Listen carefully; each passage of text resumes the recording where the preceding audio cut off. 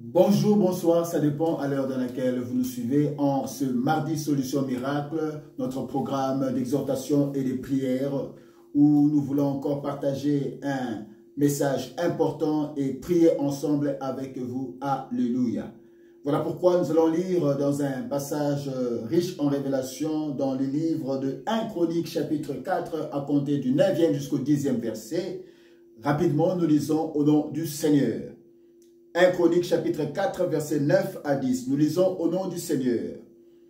Jabet était plus considéré que ce frère.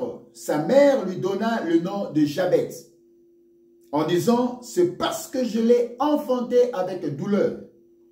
Jabet invoqua le Dieu d'Israël en disant, si tu me bénis et que tu étendes mes limites, si ta main est avec moi et si tu me préserves du malheur, en sorte que je ne sois pas dans la souffrance. Point d'exclamation et 3 points de suspension. Et Dieu accorda ce qu'il avait demandé. Parole du Seigneur. Prions. Dieu d'Abraham, Dieu d'Isaac, Dieu de Jacob, Père, nous te recommandons ce précieux instant en tes bonnes et saintes mains. Parle à ton peuple et que Seigneur, mon roi, le message qui sortira puisse affecter un bien-aimé, une bien-aimée. Seigneur, que la bouche soit mienne, mais que les paroles qui sortiront soient tiennes. Donne-moi une langue exercée pour soutenir ton peuple au moyen de la parole. Et qu'un miracle soit signalé dans la vie d'un bien-aimé, d'une bien-aimée qui nous suit présentement, soit en distanciel, dans le nom puissant de Jésus. Je viens implanter la croix de Jésus au milieu de nous, partout où on nous suit, Seigneur, mon roi, ailleurs, au travers de 5 continents, et que ce message apporte un réconfort. Dans le prénom précieux et glorieux de Jésus, nous avons ainsi prié et nous disons Amen, Amen, Amen. Oui, bien-aimés, le thème de notre exhortation ce soir ou ce matin, ça dépend de l'heure dans laquelle vous nous suivez, nous l'intitulons La prière de Jabet pour votre miracle. La prière de Jabet pour votre miracle. Tel que nous venons de lire dans ce passage, la Bible nous parle d'un jeune homme. Ce jeune homme, il s'appelait Jabet. Pourquoi Jabet? Parce qu'il a été conçu, il a été enfanté avec douleur, selon les propos de sa mère. Alléluia. Jabet était l'un des fils de Juda, dont la promesse de la royauté et du règne avait été donnée à sa tribu. Cependant, lui, l'un des descendants de Juda, ne vivait pas la réalité de cette promesse, alléluia, faite à la tribu, bien qu'il était le plus considéré entre ses frères. Il y a cependant une chose qui retenait sa vie. C'était quoi? La souffrance. Une chose qui retenait sa vie, c'était quoi? La misère. Une limitation caractérisait son style de vie, quoique issu de la tribu royale. Quoique issu de la famille royale, Jabet était de cette lignée royale, de la tribu de Juda, mais il y avait une contradiction entre sa lignée et ce qu'il était en train de vivre. Il a vécu une souffrance atroce, limitation dans sa vie. Alléluia. C'est pourquoi sa mère l'avait donné le nom de Jabet. Parce qu'elle a enfanté Jabet dans la douleur. Pour ne pas dire dans la souffrance. Alléluia. C'est pourquoi j'aimerais attirer l'attention des parents par rapport au nom que vous donnez aux enfants. Parce que le nom joue un rôle important dans la vie d'un enfant. Le nom, c'est la personnalité même d'un individu. Le nom caractérise la nature, le style même de vie que la personne aura. Souvenez-vous de cet homme Nabal. Sa femme a dit de lui, il s'appelle Nabal. Il est comme son nom. Parce que le nom caractérise la personne. Ça identifie cette personne. La nature de la personne. La façon d'être de la personne est revêtue par le nom qu'elle porte. De la même manière, Jabet a reçu ce nom qui lui a été donné sa mère. Qui veut dire souffrance. Qui veut dire douleur. Voilà pourquoi, malgré la lignée royale dans laquelle il était sorti, il ne vivait que la souffrance. Il était arrivé au point où il voulait que ces choses changent, que son état change. Alléluia. Car Jabet en hébreu veut dire douleur, souffrance. C'est pourquoi Jabet invoqua le Dieu d'Israël. Alléluia. En disant, si ta main est avec moi, et si tu me préserves du malheur, en sorte que je ne sois plus dans la souffrance, mighty God. Il y a un point d'exclamation et 3 points de suspension. Je vais expliquer cela. Juste après cette prière, certainement Jabet avait été révélé de la cause de sa souffrance, de la cause de sa limitation, qui l'entraînait dans une humiliation quasi totale. Alléluia. Il pria l'Éternel son Dieu, et ce dernier changea sa situation, et un miracle était survenu dans la vie de Jabet. C'est pourquoi nous parlons ce soir, la prière de Jabet pour ton miracle. De la même manière que Jabet avait prié et il a reçu le résultat dans sa vie, de cette même manière que toi aussi ce soir, tu peux prier à l'Éternel afin qu'il réponde à tes déshydratants, afin qu'il réponde à ta préoccupation, afin qu'il réponde à ta situation. Car ce Dieu de Jabet qu'il avait prié n'a pas changé. Il est le même Dieu. Celui qui a agi avec Jabet est capable d'agir pour ta vie. Alléluia. Quelle leçon pouvons-nous tirer de la prière de Jabet? Quelle leçon pouvons-nous tirer de la prière de Jabet? J'ai retenu 3 leçons importantes dans cette prière de Jabet pour lesquelles, si tu appliques cela, le même Dieu que Jabet a prié va répondre à ta préoccupation parce qu'il est un Dieu de miracles. Il est un Dieu des cas impossibles. Il est le Dieu des cas difficiles. Il est le Dieu des cas compliqués. La première leçon que nous pouvons retenir dans la prière de Jabet est celle-ci. Premièrement, vous devez reconnaître votre état. Dans cette prière de Jabet, Jabet reconnaissait son état. Son état de souffrance. Jabet reconnaissait son état de limitation. Jabet reconnaissait son état de misère. Quoique ayant été issu de la lignée royale, il descendait de la tribu de Juda. Cette tribu qui avait reçu la promesse. Mais il a vu qu'il y avait une contradiction avec les promesses de Dieu et ce qu'il était en train de vivre. Il n'a pas fait fi de son état, mais il a reconnu son état de souffrance. C'est pourquoi il a prié à l'Éternel, Mighty God, en disant, si tu me bénis et que tu étends de mes limites, si ta main est avec moi, si tu me préserves du malheur. Donc tout ce qu'il était en train de dire, il reconnaissait son état. Aussi longtemps que vous ne reconnaîtrez pas votre état, il vous sera difficile d'en sortir pour vivre votre miracle. Ne faites pas semblant. Reconnaissez votre état. C'est pourquoi vous devez vous abandonner de tout votre cœur entre les mains de Dieu, tel que vous êtes dans votre état. Alléluia. Et ce Dieu-là agira par la vertu de ses mains puissantes et invisibles pour que vous receviez la solution à votre problème ou votre miracle. Alléluia. Voilà la première leçon que nous pouvons retirer ou tirer de cette prière de Jabet. Reconnaissez votre état. La deuxième leçon que nous pouvons tirer de cette prière de Jabet est celle-ci.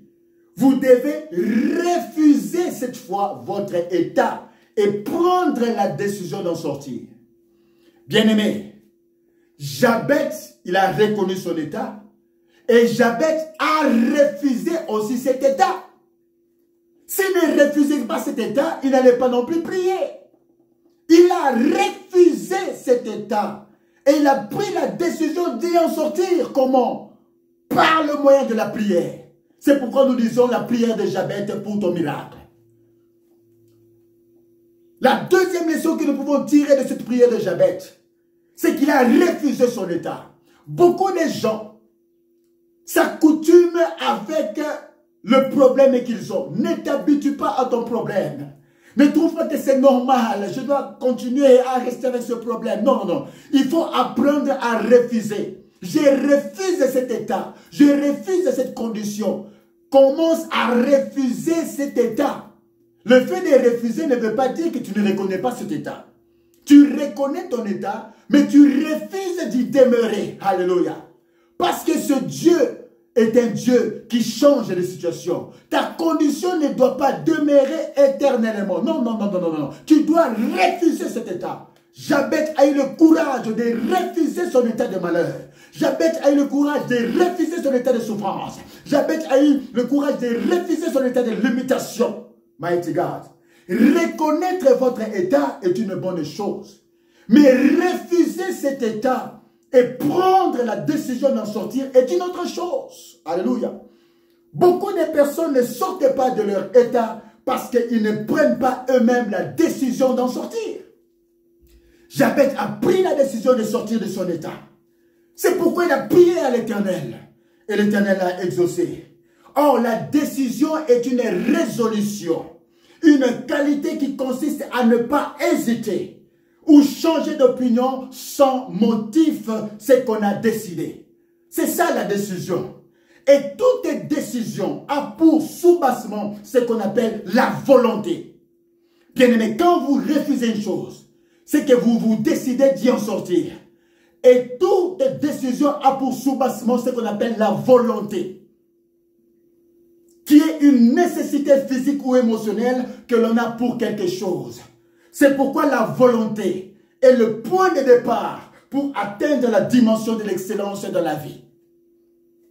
C'est pourquoi la volonté est le point de départ pour atteindre la dimension de l'excellence dans la vie. La volonté est le fait de vouloir quelque chose. Alléluia. Un désir ardent dans le cœur de faire le bien. La volonté est la soif qui monte de votre cœur pour la réalisation des bonnes choses. La volonté est le langage de Dieu, car la Bible me dit que c'est Dieu qui produit en vous le vouloir, qui est la volonté, et le faire, qui est l'action, selon son bon plaisir. C'est pourquoi la volonté est même le langage de Dieu, selon que nous dit les Écritures. Alléluia. Mighty God. La volonté est le fondement des grandes réalisations et modèle de toute initiative. La volonté est le fondement des grandes réalisations et modèle de toute initiative. Quand tu refuses ton état, tu prendras aussi la décision d'en sortir. C'est pourquoi la volonté retire l'homme de la médiocrité et l'élève vers l'excellence par la résolution prise. La volonté, elle expérimente la gloire de Dieu. Parce que Jabez avait cette volonté. Il a refusé son état. Et voilà pourquoi la volonté l'a poussé à prier son Dieu afin qu'il reçoive solution, gain de cause à son problème. Et la troisième chose que nous devons retenir de cette prière de Jabez est celle-ci. Faites accompagner votre prière d'un vœu. Alléluia. Si vous voulez recevoir un miracle, faites accompagner votre prière d'un vœu. Pourquoi le vœu? Car le vœu dans l'esprit est la lettre des passages des Écritures de Genèse 28, versets 20 à 22 et 1 Samuel 1, 10 à 11. Vous connaissez l'histoire de Jacob. Lorsqu'il a quitté le toit paternel, sans richesse et sans bien matériel, il a quitté qu'avec la bénédiction de son père Isaac. Alléluia. Bien-aimé, quand il est arrivé quelque part, il était au chevet d'une pierre. Il a fait une prière.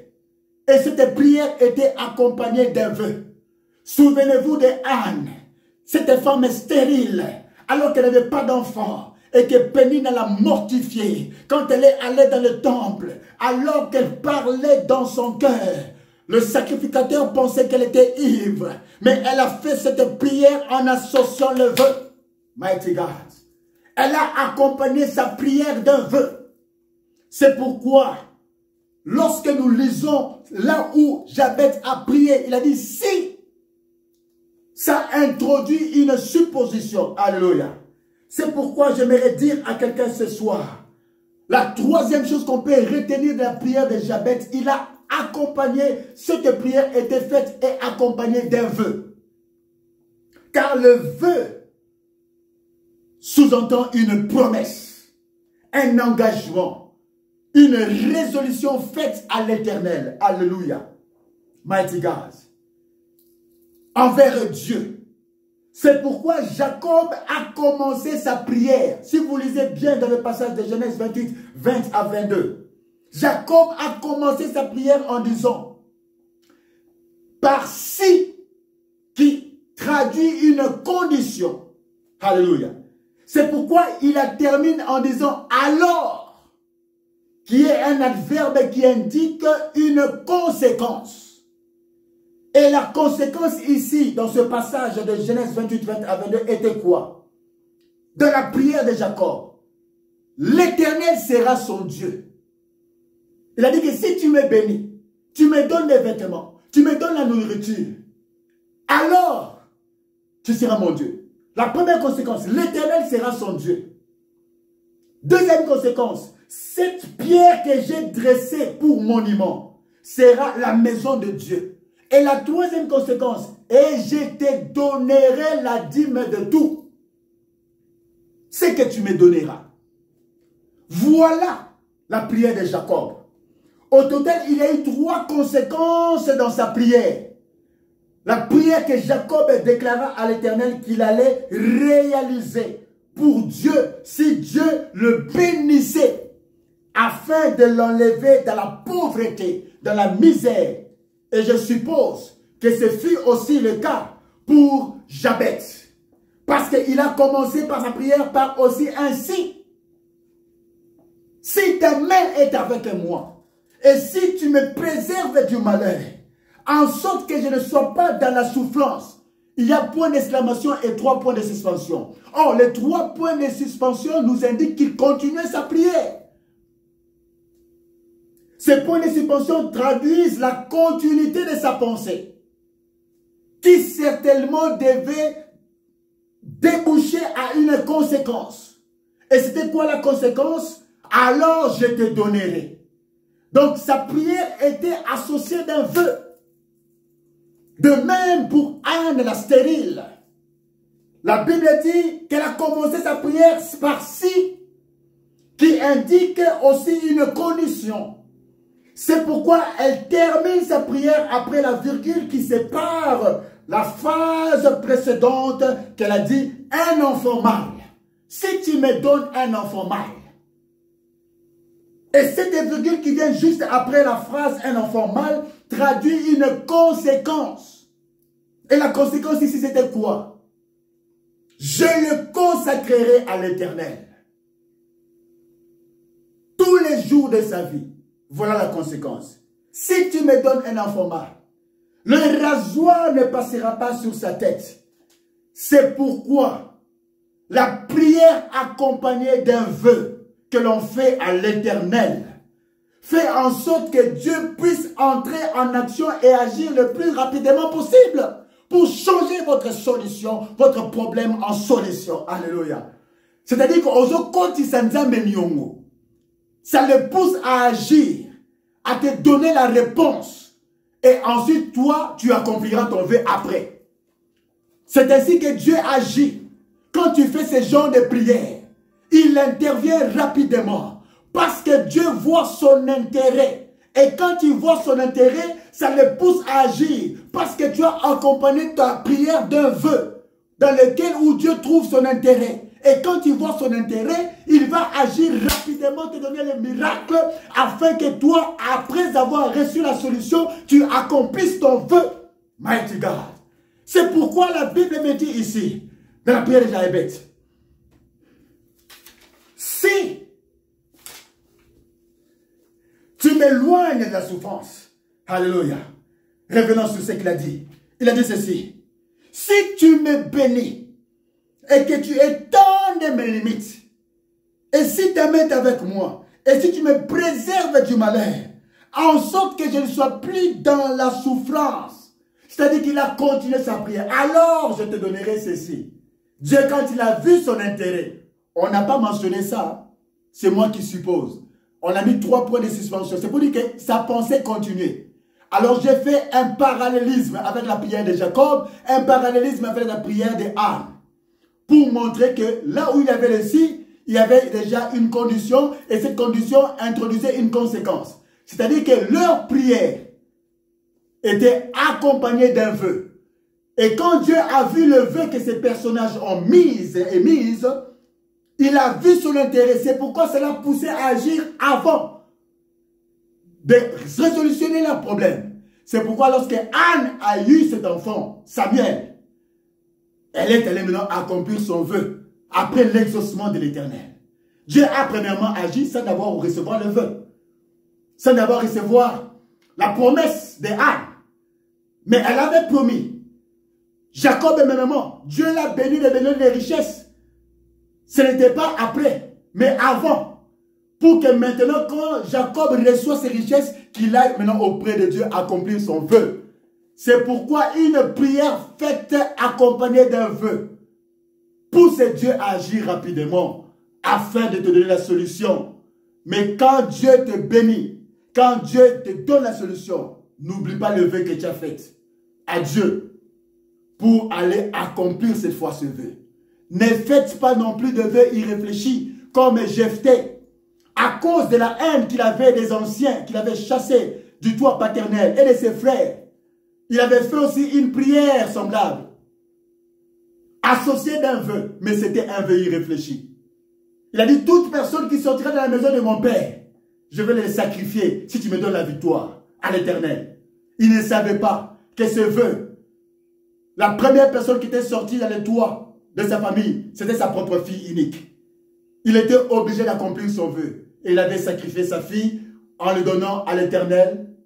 Voilà, c'était un vœu irréfléchi. Pourquoi? Parce que pour lui, il pensait que ça devait être parmi les gens qui l'avaient chassé de la maison paternelle. Il avait cette rancœur, mais il a été confondu. C'est pourquoi ne faites pas de vœux irréfléchis.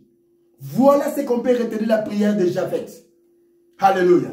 Première chose, reconnaître votre état. Deuxième chose, refusez votre état.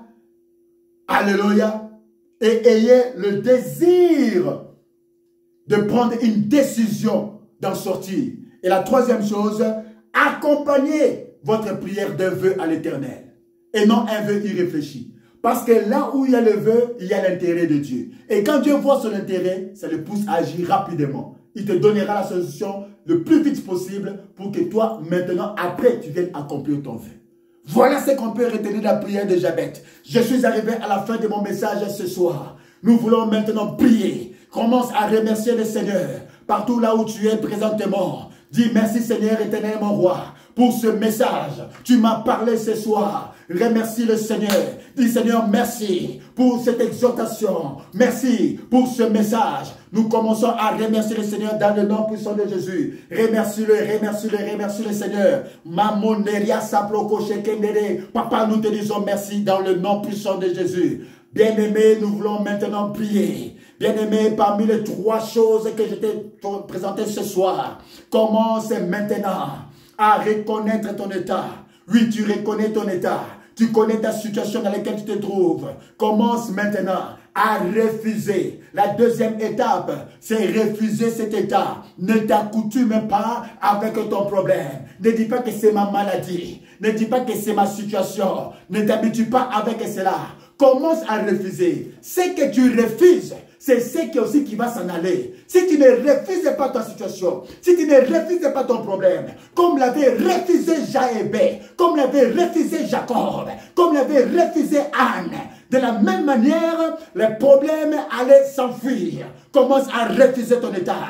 Commence à dire, je refuse cette maladie. Je refuse cette condition. Dans le nom puissant de Jésus. Refuse ton problème. Refuse la situation. L'état dans lequel tu te trouves. Tu n'es pas appelé à souffrir d'éternellement de situation en situation. Tu n'es pas appelé à rester dans cette situation. Dans cet état. Éternité en éternité. Non, non, non, non, non. Tu dois refuser cet état. La chose que tu refuses, c'est la chose qui va s'en aller dans ta vie. La chose que tu refuses, c'est la chose qui va partir dans ta vie. Commence à refuser. Je refuse cet état de maladie. Je refuse cette situation précaire. Je refuse cette condition. Avec la volonté que tu as, ce que tu refuses, c'est ce qui va s'en aller. Car Dieu est avec toi. Rosikaya Babo. Dans le nom puissant de Jésus, commence maintenant à déclarer auprès de ton Dieu: Seigneur, si tu me fais ça, voici ce que je ferai.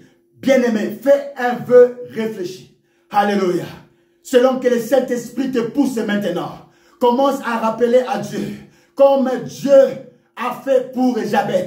Jabez a dit: si tu me bénis, si tu étends mes limites. Jacob a dit: si tu me bénis et tu me donnes la nourriture, les vêtements, voici ce que je ferai. Anne aussi a prié: si tu me donnes un mâle, un garçon, je le consacrerai tout entier à toi. Et les rasoirs ne passera pas sur sa tête. Quand Dieu voit son intérêt, ça le pousse à agir. Fais cette prière maintenant, associée d'un vœu, et tu verras le miracle de Dieu. La parole de Dieu, c'est la vérité. Dieu ne ment pas. Là où il voit son intérêt, il va agir rapidement. Pendant quelques minutes, je te donne. Fais cette prière, selon que le Saint-Esprit te pousse, associée d'un vœu. Et si Dieu voit son intérêt, je te dis qu'il ne va pas tarder d'agir dans ta vie. Et quand il va le faire, n'oublie pas d'accomplir ton vœu.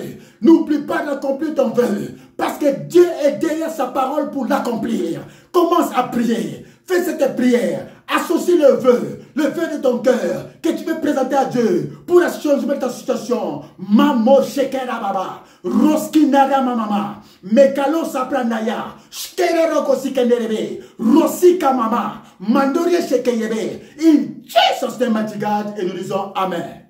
Père, je te prie pour le bien-aimé, la bien-aimée qui a prié ensemble avec moi ce soir. Tu as entendu sa prière. Tu as entendu le vœu qu'elle a fait ou qu'il a fait. Papa, en vertu de ta divinité, interviens comme tu as intervenu dans la prière de Jabez. Interviens comme tu as intervenu dans le cas de Jacob. Interviens comme tu as intervenu dans le cas de Anne. Papa, dans la prière de mon frère et de ma soeur. Et qu'un miracle, Seigneur, soit solutionné.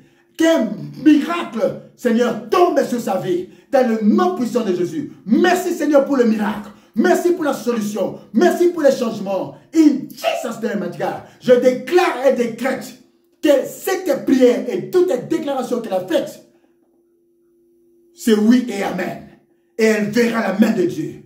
In Jesus name, my God. Ainsi nous avons prié et nous disons amen, amen, amen. Que Dieu vous bénisse. Vois déjà la solution, vois le miracle dans ta vie. Nous sommes arrivés à la fin de notre programme. Abonnez-vous sur la chaîne Apostle Guy Pascal Kalibé Pamouzo officiel. C'est de cette manière que vous pouvez nous aider. Likez, commentez, partagez avec un plus grand nombre pour faire bénéficier ce message à un plus grand nombre. Que Dieu vous bénisse. On se retrouve à la prochaine occasion. In Jesus' name, mighty God. Amen.